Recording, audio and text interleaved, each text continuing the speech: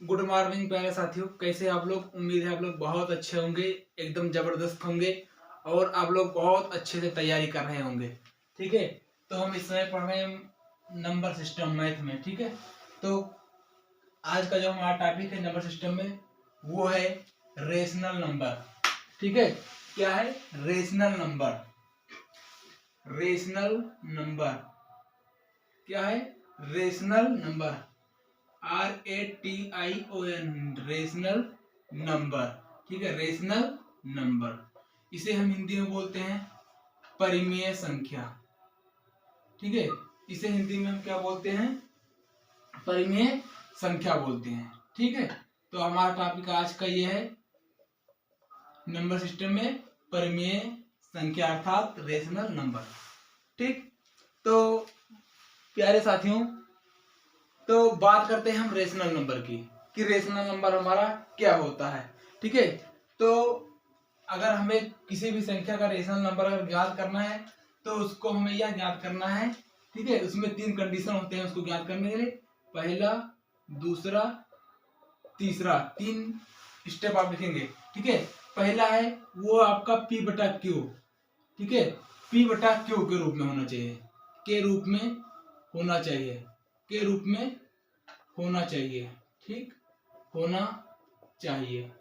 ठीक है, दूसरा होना चाहिए कि Q is not equal to 0 होना चाहिए। ठीक है, और तीसरा स्टेप आपका क्या कह रहा है कि आपका जो कह रहा है कि P और Q क्या होने चाहिए? दोनों पूर्णांक होने चाहिए। कि P और Q दोनों क्या होने चाहिए? आपका पूर्णांक होने चाहिए। P और Q क्या होने चाहिए? दोनों आपका पूर्णांक होने चाहिए। ठीक है, दोनों आपका पूर्णांक होने चाहिए, पूर्णांक होने चाहिए। ठीक, अब देखिए हमने क्या कहा है आपसे कि जो हमारी परिमेय संख्या है अर्थात रेशनल नंबर जो हमारा है, ठीक, रेशनल नंबर जो हमारा है उसको ज्ञात करने के लिए हमें 3 स्टेप को फॉलो करना होगा। ठीक है, पहला स्टेप आपका है, पहला पॉइंट आपका है कि P और Q, ठीक है, P बटा Q, जिसे इसे क्या बोलते हैं? P अपान Q, P अपान Q के रूप में होना चाहिए।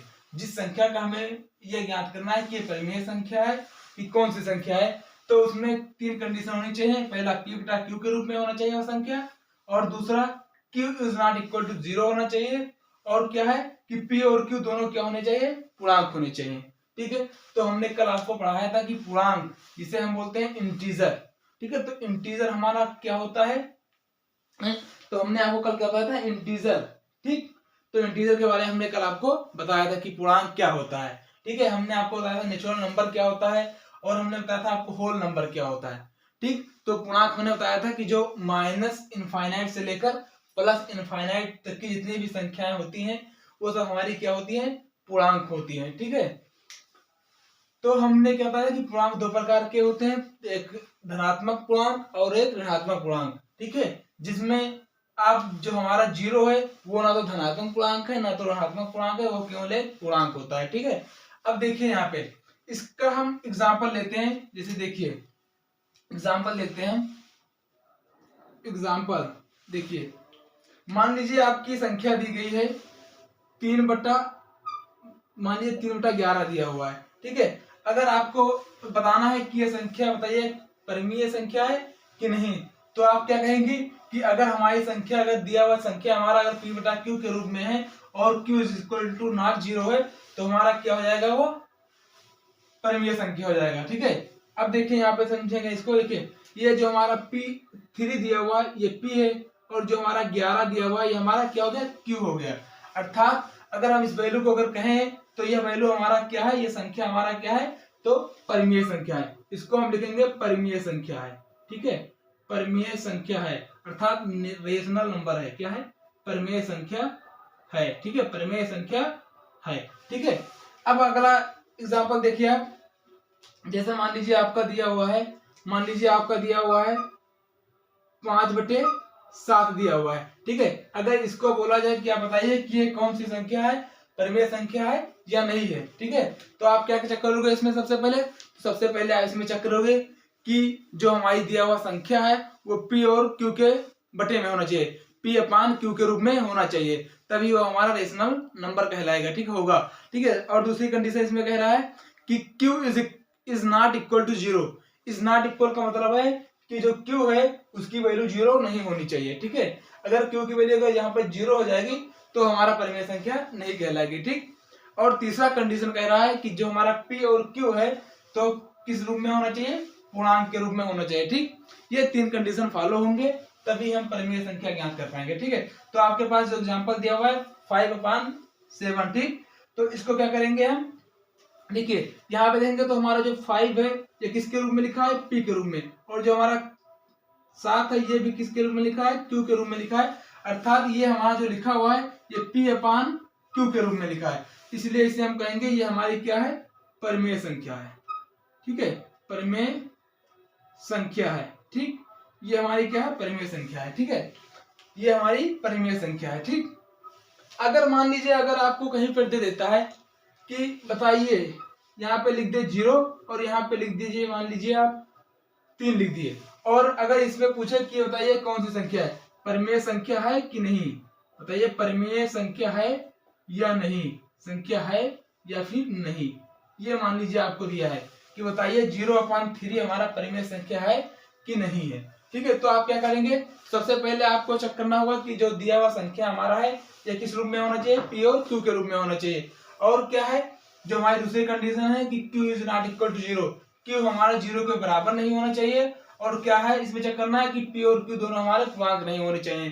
तो देखेंगे इसमें चेक करेंगे, देखिए बहुत बच्चे यहाँ पे कंफ्यूज हो जाते हैं कि जो हमारा 0 है, ठीक है, और नीचे 3 लिखा हुआ है, कभी कभी इसको क्या कर देते हैं, इसे कर देते हैं कि ये परिमेय संख्या नहीं है।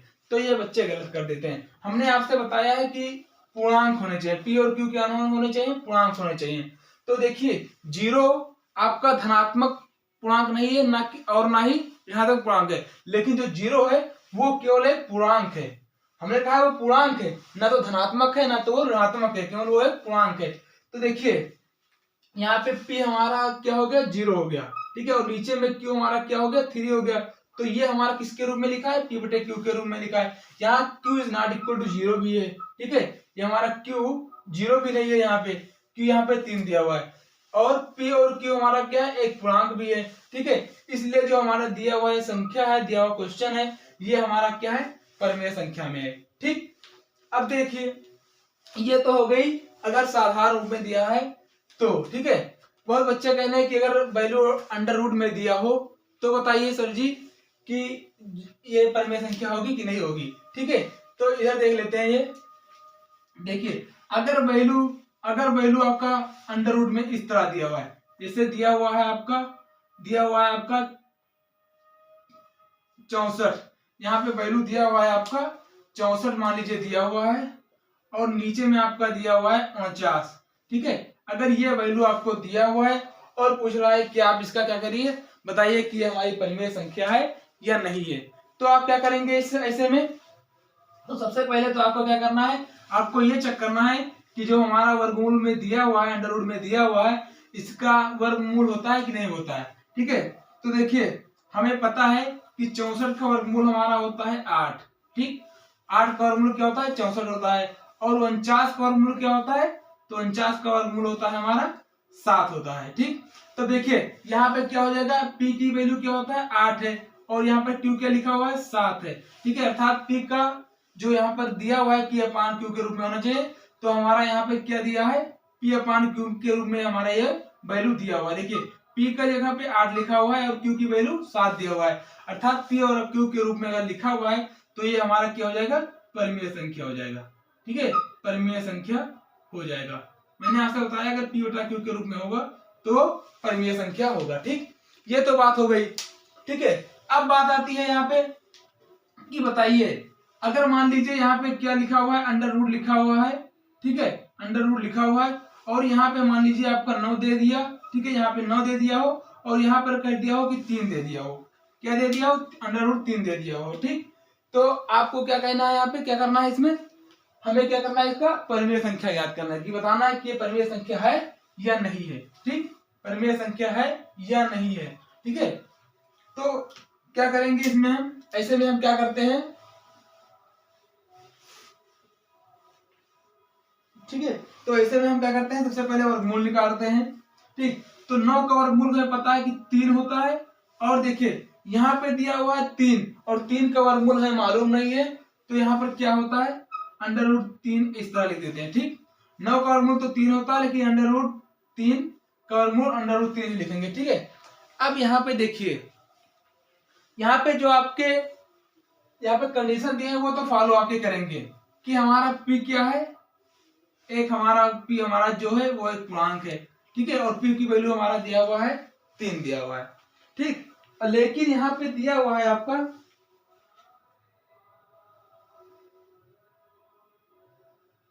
ठीक है, यहाँ पे क्या दिया हुआ है हमारा, अगर दिया हुआ है p इतना दिया हुआ है और दिया हुआ है नीचे √3। ठीक है, √3 दिया है। अगर जब दोनों का अगर वर्गमूल निकल जाता, अगर यहाँ पे अगर दोनों का वर्गमूल निकल जाता तो हमारा ये क्या होता, परिमेय संख्या होता। लेकिन नीचे ऊपर का वर्गमूल निकल गया है और नीचे का वर्गमूल अगर नहीं निकला है तो ये हमारा परिमेय संख्या ना होकर ये हमारा हो जाता है अपरिमेय संख्या। क्या हो जाता है, अपरिमेय संख्या हो जाता है, परिमेय संख्या हो जाता है। ठीक है, परिमेय संख्या हो जाता है। ठीक है, क्या हो जाता है, परिमेय संख्या हो जाता है। ठीक है, अब देखिए हमारा ये रेशनल नंबर है अर्थात परिमेय संख्या, और अगर यहाँ पे अगर वैल्यू दे दिया है, ठीक है, √, में अगर दे दिया जाए जिसका हमें वर्गमूल नहीं मालूम होता है, ठीक है, तो उसे हम क्या कर देते हैं, उसे हम इरेशनल नंबर में कर देते हैं अर्थात अपरिमेय संख्या कह देते हैं। ठीक है, तो ये हो गई परिमेय संख्या के बारे में तथा अपरिमेय की संख्या के बारे में। ठीक, अगर आपसे कह दिया जाए कि हमें क्वेश्चन दे दिया जाए, यहाँ पे देखिए, यहाँ पे मान लीजिए क्वेश्चन दे दीजिए आपके पास और कह दिया जाए कि इसमें से बताइए कौन सा परिमेय संख्या कौन सा अपरिमेय संख्या है। ठीक है, और कौन सा अपरिमेय संख्या नहीं है, लिखिएगा यहाँ पे लिख दीजिए, मान लीजिए आपका दे दिया √, में यहाँ पे दे दिया 49 और यहाँ पे दे दिया 144। ठीक, इसको आपको क्या करना है, ज्ञात करना है कि परिमेय संख्या या अपरिमेय संख्या है। ठीक है, यहाँ पे क्या करना है, परिमेय संख्या ज्ञात करना है या अपरिमेय संख्या। ठीक, अब देखिए यहाँ पे और एक दे देता हूं मैं, जिसे मान लीजिए यहाँ पे दिया हुआ है √, आपका दिया हुआ है 5 और यहाँ पे दिया हुआ है √, आपका 36 दिया हुआ है। इससे आपका बताना है कि परिमेय संख्या है कि अपरिमेय संख्या है। और आपके अगर दे दिया यहाँ पे 11 और यहाँ पे दे दिया 0, तो इसे बताना है आपकी परिमेय संख्या है कि अपरिमेय संख्या है। ठीक है, तो अपरिमेय संख्या हमने बताया है, जिसे इंग्लिश में बोलते हैं इरेशनल नंबर। क्या बोलते हैं, इरेशनल नंबर। ठीक है, तो इसके बारे में हमने आपको बताया है इरेशनल नंबर, इसने इरेशनल नंबर। ठीक है, तो इरेशनल नंबर होता है वो एक का तो वर्गमूल निकल जाता है उसमें और एक का वर्गमूल नहीं निकला रहता है, तो उसे हम क्या बोलते हैं, इरेशनल नंबर बोलते हैं। ठीक है, तो देखिए यहाँ पे देखिए √, में आपका दिया हुआ है 49 और 144। 49 का वर्गमूल हमें पता है 7 होता है, 144 का वर्गमूल हमें पता है 12 होता है। देखिए यहाँ पे जो वैल्यू निकला हमारा, यहाँ p के रूप में तथा q के रूप में लिखा हुआ है। ठीक है, p/q के रूप में लिखा हुआ है। यहाँ p और q दोनों पूर्णांक है और q यहाँ पे 0 भी नहीं है, q is not equal to 0 है। तो अगर हम इसकी बात करें तो ये हमारा कौन सी संख्या हो जाएगी, तो बोलेंगे हम ये हमारी हो जाएगी परिमेय संख्या हो जाएगी। क्या हो जाएगी, परिमेय संख्या हो जाएगी। ठीक है, ये हमारी परिमेय संख्या हो जाएगी ऊपर वाली। अब नीचे वाली देखेंगे, सेकंड क्वेश्चन देखिए, यहाँ पे लिखा हुआ है कि √5 और √36 का बताइए कि ये परिमेय संख्या है क्या अपरिमेय संख्या है। तो देखिए हमारा नीचे का जो √, है वो तो 36 का वर्गमूल हमें पता है कि 6 होता है। ठीक है, 36 का वर्गमूल हमें पता है कि 6 होता है, लेकिन हमें √5 का वर्गमूल नहीं पता है। ठीक है, √5 का वर्गमूल नहीं पता है। ठीक है, तो इसे हम क्या कह देंगे, यह एक इरेशनल नंबर है, इरेशनल नंबर है, इरेशनल नंबर है। ठीक है, इरेशनल नंबर का मतलब हो गया अपरिमेय संख्या। ये हमारी क्या है, अपरिमेय संख्या है। ठीक है, अब देखिए अब यहाँ पे लिखा हुआ है 11/0 लिखा है। ठीक है, 11/0 लिखा है। ठीक है, तो इसमें क्या करेंगे, हमें क्या करना है, पता करना है कि हमारी कौन सी संख्या है। तो क्या करेंगे इसमें, अगर यहाँ पे देखिए, यहाँ पे जो हमारी 11 है ये दिया हुआ है p के रूप में। ठीक, और जो हमारा ये दिया हुआ है 0, ये दिया है। ठीक है, 0 दिया है। ठीक है, लेकिन हमने इसमें जब बताया था कि अगर परिमेय संख्या ज्ञात करते हैं तो उसमें एक कंडीशन भी होता है, q is not equal to 0 होना चाहिए। लेकिन यहाँ पे जो q है, q की वैल्यू हमारा क्या दिया है, क्या दिया हुआ है, 0 दिया हुआ है। इसलिए ये हमारी संख्या होगी, ये हो जाएगी हमारी अपरिमेय संख्या होगी, अर्थात ये परिमेय संख्या नहीं रहेगी। ठीक है, ये परिमेय संख्या नहीं हो सकती। ठीक, क्योंकि इसमें जो हमारा q है, क्यू की वैल्यू हमारा क्या दिया हुआ है, 0 दिया हुआ है, इसलिए हमारी संख्या परिमेय संख्या नहीं हो सकती है। ठीक है, तो हमने आपसे क्या बताया कि रेशनल संख्या ज्ञात करने के लिए हमें 3 कंडीशन को फॉलो करना है। कि पहले तो चेक करना है कि जो संख्या दिया हुआ है वो p बटा q के रूप में होना चाहिए, और दूसरा q is not equal to 0 होना चाहिए, अर्थात q बराबर 0 नहीं होना चाहिए, और तीसरा तो ये फॉलो करना चाहिए कि हमारा जो p और q दोनों क्या होने चाहिए, पूर्णांक होने चाहिए। ठीक है, ये आप लिख लीजिए इसको, परिमेय संख्या क्या होता है। ठीक है,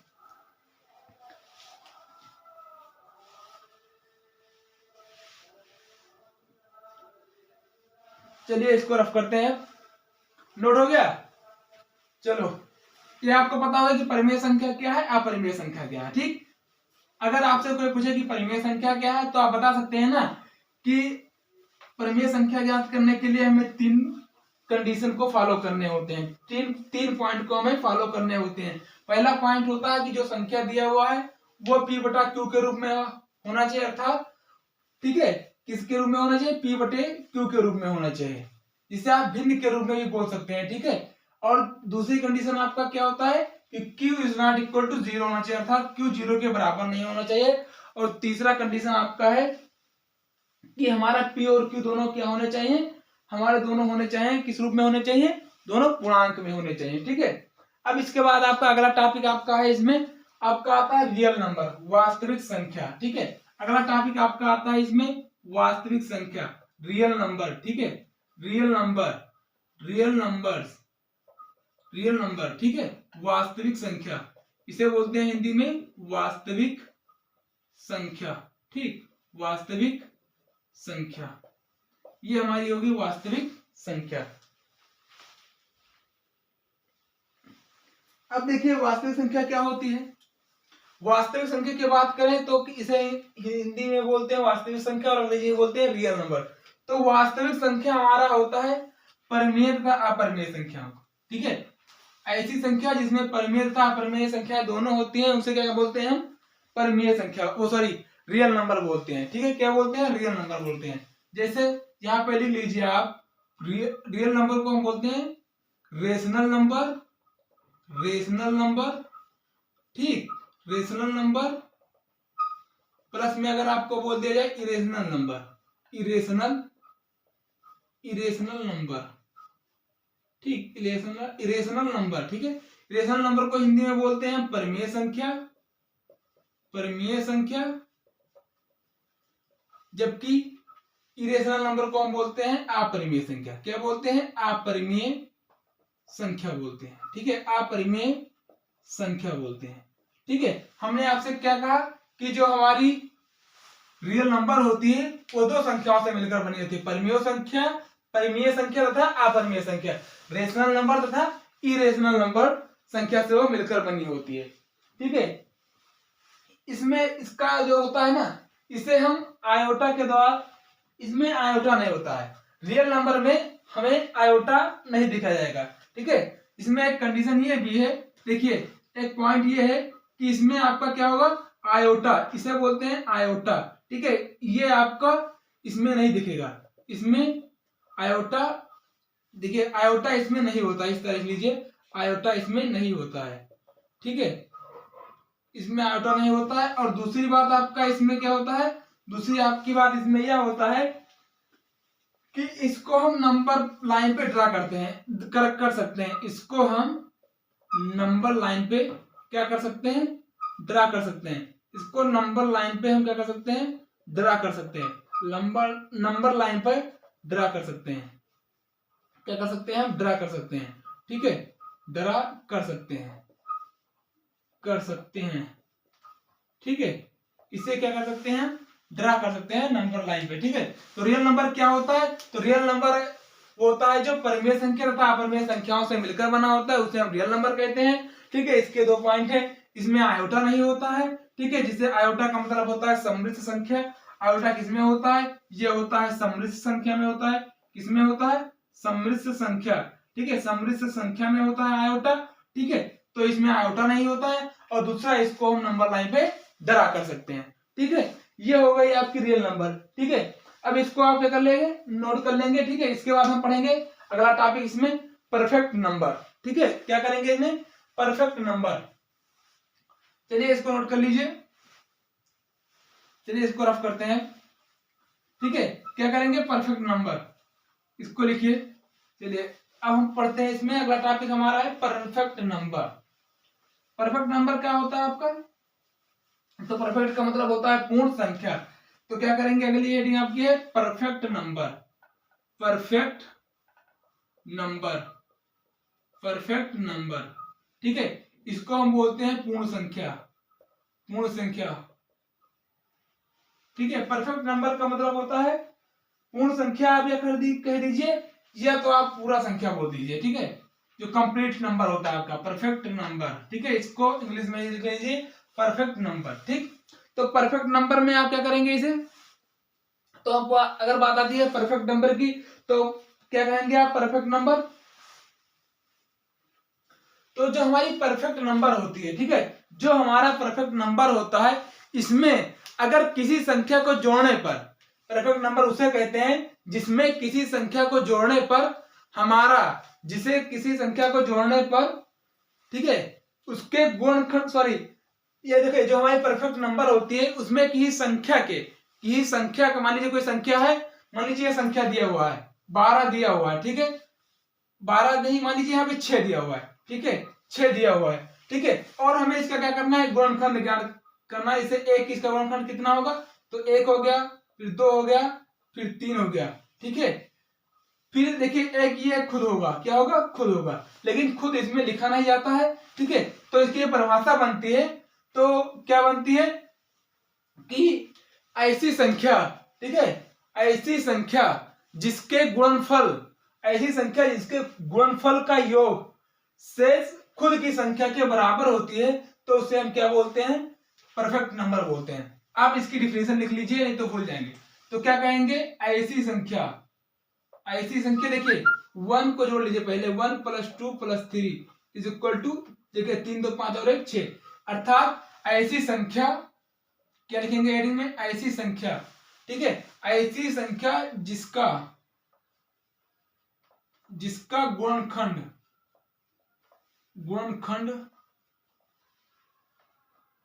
करके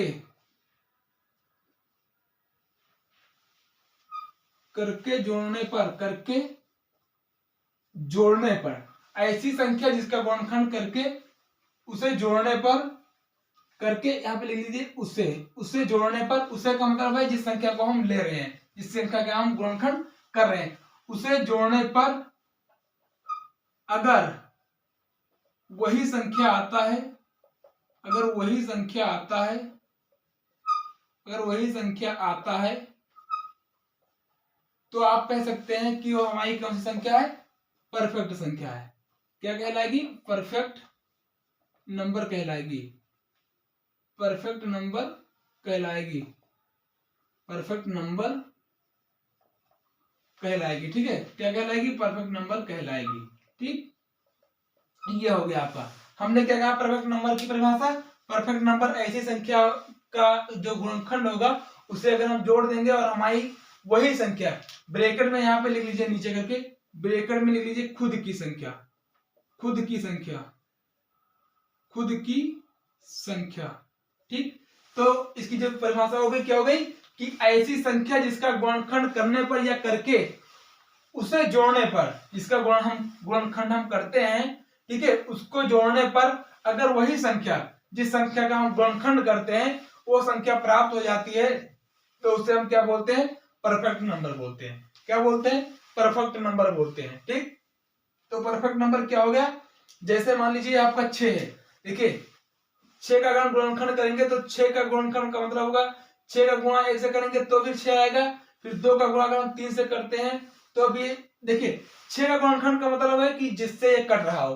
ठीक है, अगर 1 से तो सारी वैल्यू कट रही है, 1 से अगर देखा जाए तो हमारी सारी वैल्यू कट रही है। ठीक है, और देखिए 2 से भी कट रहा है, 2 से अगर कटेगा तो 2 3 6, ये 2 से भी कट रहा है, 3 से देखें तो 3 से भी कट रहा है, और खुद से भी सारी संख्याएं, स्वयं से भी सारी संख्याएं कट रही हैं। अर्थात मेरे कहने का मतलब है 1 से तथा खुद से सारी संख्याएं कट रही, चाहे वो भाज्य संख्याएं हो, चाहे वो अभाज्य संख्याएं हो, चाहे वो सम संख्याएं हो, चाहे वो विषम संख्याएं हो। ठीक है, तो देखिए यहाँ पे हमने कहा 6 का गुणनखंड ले लीजिए, तो 6 का गुणनखंड होते हैं 1 2 3, ठीक है, 1 2 3 होते हैं, ठीक है। खुद को हमें लेना नहीं है, ठीक है, क्योंकि खुद को हमें लेना नहीं है, ठीक है, खुद को हमेशा कभी नहीं लिखना है, ठीक। तो इसको जोड़ेंगे 1 2 3, अगर 1 + 2 + 3 किया तो हमारा कितना आता है, यही संख्या आता है, ये संख्या आता है ना। हमारे परिभाषा में क्या होता है कि ऐसी संख्या जिसका गुणनखंड करने पर अगर हमारी वही संख्या प्राप्त होती है, गुणनखंड करके उसे जोड़ने पर अगर हमारी वही संख्या प्राप्त होती है, तो उसे हम क्या बोलते हैं, परफेक्ट नंबर बोलते हैं, ठीक। क्या बोलते हैं, परफेक्ट नंबर बोलते हैं, ठीक। ये हो गई। अब आप देख लीजिए, अगर यहाँ पर मान लीजिए अगर 12 दे दिया और अगर पूछ रहा है बता दीजिए, अगर इसमें पूछ रहा है कि बताइए कि ये परफेक्ट नंबर है कि नहीं है, तो आप क्या करोगे, तो सबसे पहले इसका क्या करेंगे, गुणनखंड निकालेंगे। देखिए सबसे पहले तो क्या करेंगे, गुणनखंड निकालेंगे।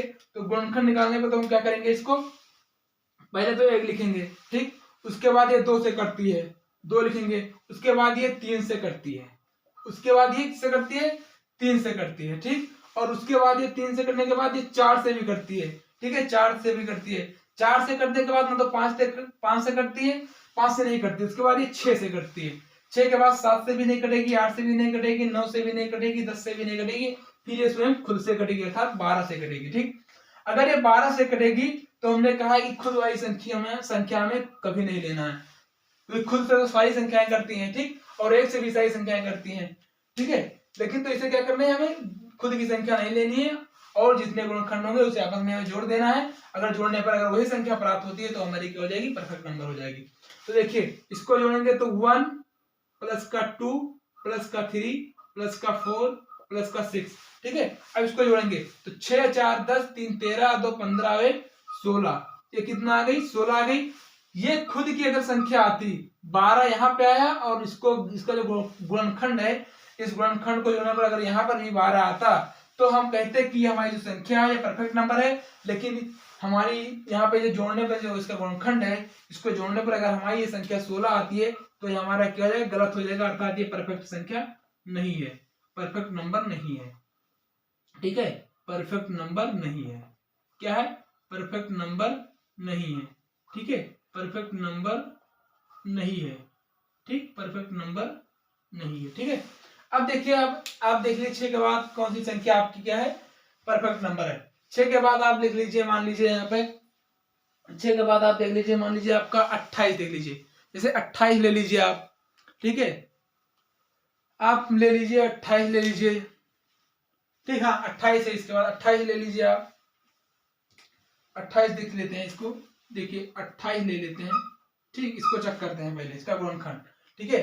28 के बाद आपका मान लीजिए और देख लीजिए जो खुद से कटे ना, खुद से सारी संख्या करती है लेकिन उसका जो गुणनखंड हो वो क्या आना चाहिए, उसके बराबर आना चाहिए, खुद के बराबर आना चाहिए, तभी वो हमारा परफेक्ट संख्या कहलाएगी, ठीक। तो 28 लेते हैं, तो देखते हैं कौन सी संख्या हमारी, इसका गुणनखंड पहले देखेंगे। तो 28 का गुणनखंड होता है पहले तो 1 होगा, ठीक, उसके बाद ये 2 होगा, ठीक, 2 से भी कटेगा, उसके बाद 3 से कटेगा नहीं, 4 से कटेगा, 4 से 28 4 हो जाएगा।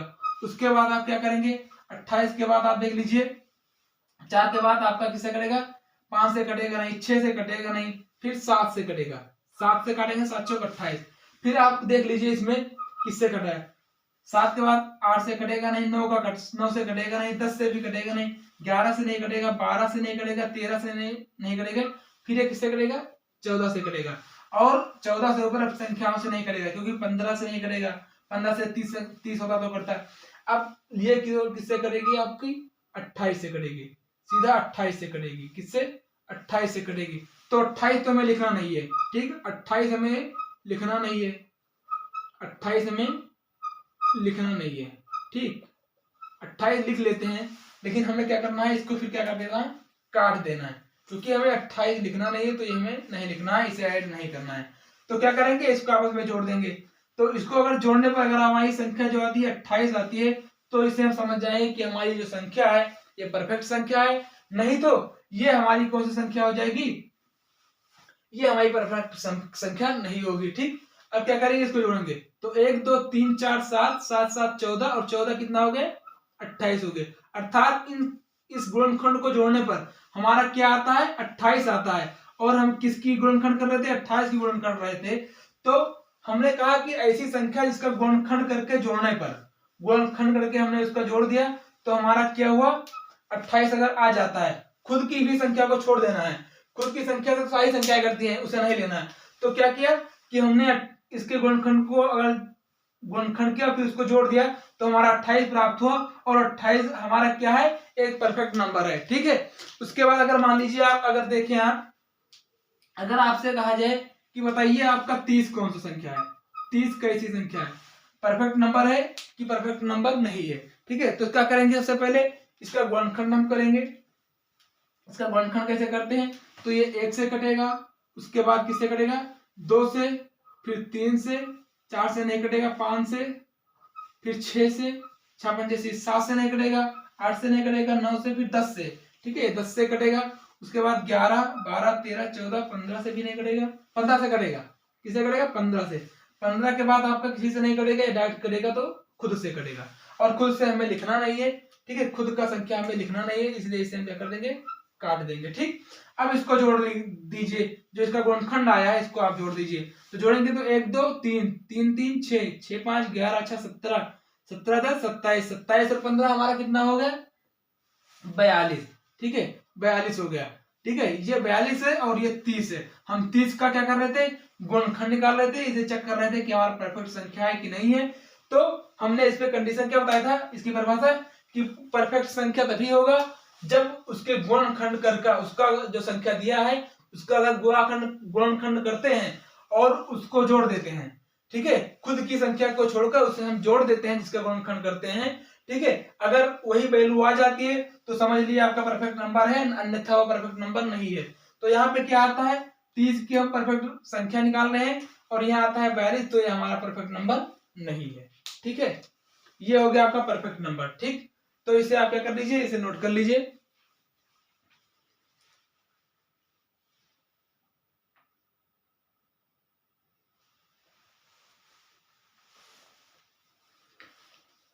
चलिए इसका अगले आगे समझते हैं। ठीक है, इसको हम रफ करते हैं और आगे समझते हैं। ठीक, चलिए इसको रफ करते हैं। अब इसमें 2-4 पॉइंट को समझाएंगे आपको सम और विषम के बारे में। ठीक है, सम और विषम के बारे में कुछ आपको हम समझाना चाहते हैं, तो उसे देखिएगा। कह रहा है जैसे मान लीजिए एक आप बात देखिए यहाँ पे कि अगर यहाँ पे देखिए आप नोट कर लीजिए। ठीक है, नोट कर लीजिए या आप पॉइंट भी कुछ कर लीजिए। ठीक है, अगर मान लीजिए आप किसी भी सम संख्या या विषम संख्या अगर दिया हुआ है उसका गुणनखंड कर रहे हैं, गुणा कर रहे हैं आप। ठीक है, तो आपको क्या करना है ये समझना है कि हमारा अगर सम का गुणा सम से करते हैं तो क्या आता है, सम का गुणा अगर विषम से करते हैं तो कौन सी संख्या आती है, और विषम का गुणा अगर हम विषम से करते हैं तो कौन सी संख्या आती है। अगर हम सम को सम जोड़ते हैं तो क्या आता है, सम में विषम जोड़ते हैं तो कौन सी संख्या आती है। ठीक है, उसको हम देखेंगे। तो देखिए यहाँ पे, इसे देखिए यहाँ पे एक तरफ मान लीजिए लिखा हुआ है सम आपका, इधर मान लीजिए लिखा है आपका विषम। ठीक है, इसी दो में हमें क्या करना है समझाना है आपको। अब मान लीजिए दो संख्याएं में से सम और विषम दिया हुआ है, तो देखिए पहला आप देख लीजिए, मान लीजिए पहले तो हम क्या करेंगे सम तथा विषम संख्याओं को जोड़ेंगे। जैसे सम लिख दिया एक तरफ, ठीक, प्लस में आपका अगर विषम दे दिया हो। ठीक, सम और विषम को अगर दे दिया हो और पूछ रहा है और बता दीजिए कि सम और विषम को जोड़ने पे कौन सी संख्या प्राप्त होती है। ठीक है, मान लीजिए सम हमारा दिया हुआ है 2 और विषम दिया हुआ है हमारा 5, तो यहाँ पर कितना आ जाएगा 5 और 2 7। अर्थात मेरे कहने का मतलब ये है कि अगर हम सम और विषम को जोड़ते हैं तो हमारी सदैव क्या कौन सी संख्या प्राप्त होती है, विषम संख्या प्राप्त होती है। ठीक, विषम संख्या प्राप्त होती है। और यहाँ पे मान लीजिए अगर सम दिया हुआ है और हमें यहाँ पे अगर सम ही जोड़ना है। ठीक है, सम अगर दिया हुआ है और सम ही जोड़ना है तो हमारी क्या होगी, देखिए सम यहाँ पे मान लीजिए 2 दिया हुआ है, यहाँ पे सम मान लीजिए 8 दिया हुआ है। ठीक है, अगर सम 2 दिया हुआ है और सम 8 दिया हुआ है, ठीक है, ठीक है, मान लीजिए यहाँ 6 दिया हुआ है, 8 के लिए 6 भी लिख लीजिए, 6 लिख लीजिए। अगर मान लीजिए 6 यहाँ पे सम दिया है, यहाँ पे सम 2 दिया हुआ है। ठीक, अगर इसको हम जोड़ेंगे तो क्या होगा 6 2 8, 8 हमारा क्या है सम है। ठीक है, 8 हमारा क्या है सम है। इसका कहने का मतलब यह है कि अगर हम सम प्लस सम अर्थात सम को सम से जोड़ते हैं तो हमारी जो संख्या आएगी वो सदैव सम ही आएगी। ठीक, यहाँ पर क्या था कि सम और विषम को अगर हम जोड़ेंगे हमेशा तो हमारा क्या आएगा, हमेशा हमारा विषम आएगा। ठीक, अब बात क्या करते हैं, मान लीजिए विषम को विषम से जोड़ते हैं, विषम को विषम से जोड़ते हैं। ठीक, तो विषम को अगर हम विषम से जोड़ते हैं तो देखिए विषम मान लीजिए यहाँ पे 3 है, यहाँ पे मान लीजिए आपका 7 है। ठीक है, अगर विषम से अगर हम विषम को जोड़ते हैं तो हमारा क्या होता है 7 और 3 10। 10 हमारा कैसी संख्या है तो कहेंगे सम। अर्थात मेरे कहने का मतलब ये है कि अगर हम विषम को विषम में जोड़ते हैं, ठीक है, अगर विषम को विषम में जोड़ते हैं तो हमारी कौन सी संख्या आती है, सम संख्या आती है। अर्थात यहाँ पे इंग्लिश में लिख लीजिए कि इवन प्लस ऑड। ठीक है, इवन और ऑड को अगर जोड़ते हैं तो हमारा क्या आता है, यहाँ पे ऑड आता है। ठीक, ये हो गई। अगर यहाँ पे मैं इवन और इवन को जोड़ता हूं, ठीक है, सम और सम को जोड़ता हूं तो हमारा सदैव क्या आता है, इवन आता है, अर्थात सम आता है। ठीक, यहाँ पे अगर देखिए ऑड को और ऑड को अगर हम जोड़ते हैं तो हमारी कौन सी संख्या आती है, सदैव हमारी इवन संख्या आती है, इवन नंबर आता है। ठीक है, ठीक है, ये हमारी हो गई जोड़ने में। ठीक, जोड़ने में मान लीजिए हो गई। ठीक है, अब अगर बात करते हैं, मान लीजिए अगर मल्टीप्लाई आ जाए तो क्या करोगे आप, देखिए यहाँ पे मान लीजिए आपका इवन दिया है और इवन का गुणा आपसे ऑड से करा रहा है, ऑड से करा रहा है, तो बताइए मान लीजिए आपका इवन दिया है और यहाँ पर भी आपको इवन दिया हुआ है, तो बताइए गुणा करके क्या होगा। और अगर मान लीजिए यहाँ पे ऑड दिया हुआ है, फिर यहाँ पे ऑड का गुणा ऑड से कराया हुआ है, तो बताइए क्या होगा। इवन का मतलब हमारा होता है सम, ऑड का मतलब होता है विषम। ठीक, इवन का मतलब सम, ऑड का मतलब विषम। ठीक, यहाँ पे ऑड का मतलब विषम और यहाँ पे ऑड का मतलब विषम। ठीक है, यहाँ पे इवन दिया हुआ, सॉरी यहाँ पे तो क्या हो जाएगा, इवन का सम हो जाएगा। अब देखिए अगर हम बात करते हैं यहाँ पे सम का गुणा अगर विषम से करते हैं, अगर हम सम का गुणा अगर विषम से करते हैं तो हमारा क्या होगा, मान लीजिए कोई वैल्यू यहाँ पे लिख लीजिए, सम मान लीजिए लिख लीजिए 4 दिया हुआ है। ठीक, और यहाँ पे 8 पे मान लीजिए दिया हुआ है आपका 8 पे जो दिया हुआ है, तो यहाँ पे मान लीजिए दिया हुआ है आपका 7 दिया हुआ है। ठीक, 7 दिया हुआ है आपका विषम में और 4 दिया हुआ है आपके सम में, तो 7 का गुणा अगर हम 4 से करते हैं तो हमारा क्या आता है, 28 आता है। तो 28 की अगर हम बात करें तो 28 कैसी संख्या है, तो आप कहोगे सम संख्या है। सम बोले तो इवन संख्या है। ठीक है, तो अगर यहाँ पे अगर बात करें कैसा लॉजिक है कि अगर हम सम का गुणा अगर विषम से करते हैं तो हमारी जो संख्या आती है वो आती है सम आती है। ठीक, अब यहाँ पे देखिए अगर हम सम का गुणा करता हूँ, मान लीजिए यहाँ पे लिखा हुआ है आपका, यहाँ पे मान लीजिए लिखा हुआ है 8 और यहाँ पे भी मान लीजिए लिखा हुआ है आपका 6। ठीक है, तो अगर 8 का गुणा हम 6 से करते हैं तो हमारा क्या होता है, 48 आता है। 48 कौन सी संख्या है, तो आप कहोगे सम संख्या है, और सम का मतलब होता है इवन। ठीक है, इसमें एक लॉजिक आपका क्या पता चला कि अगर हम सम का गुणा सम से करेंगे तो हमारा सदैव जो संख्या आएगा वो आएगा सम संख्या आएगा। ठीक है, अब क्या करते हैं, उसके बाद अगर ऑड की बात करें, ऑड हमारा क्या हो गया, इसमें मान लीजिए आप 7 हो गया और यहाँ पे आपका ऑड क्या हो गया, मान लीजिए 3 हो गया, या आप मान लीजिए 5 हो गया। ठीक है, अगर मैं 8 का गुणा अर्थात विषम का गुणा अगर विषम से करता हूं, अर्थात 7 का गुणा अगर मैं 5 से करता हूं तो हमारा आता है 35, और 35 कैसी संख्या है, तब आप कहोगे 35 हमारा विषम संख्या है। कैसी संख्या है, विषम संख्या, अर्थात ऑड नंबर है, ऑड नंबर है। ठीक है, तो इससे इसका मतलब यह है कि अगर हम 8 का गुणा 8 से करते हैं तो हमारी जो संख्या आती है वो हमेशा आती है विषम संख्या आती है। ठीक, ठीक है, ये हमारी बातें क्या हो गई, क्लियर हो गई। ठीक है, तो इसका जो लॉजिक मेरे कहने का मतलब ये है कि जो सम और विषम के बारे में अगर आपका डाउट है तो आपका क्लियर हो जाएगा कि सम और विषम को जोड़ने पर सदैव क्या आता है, विषम आता है।